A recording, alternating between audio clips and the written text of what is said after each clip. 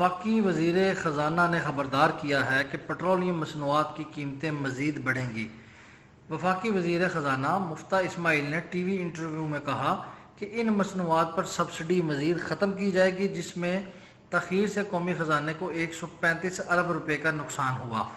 اس کے ساتھ تیل معاہدے کے حوالے سے ان کا کہنا تھا کہ پی ٹی آئی حکومت نے ایسا کوئی معاہدہ نہیں کیا تھا۔ عماد اظہر کے خط کا ماسکو سے جواب نہیں آیا، تاہم نئی حکومت روس سے گندم لینے کی کوشش کرے گی۔ اس نے کوئی راستہ نکالا تو سستا تیل بھی خریدا جائے گا۔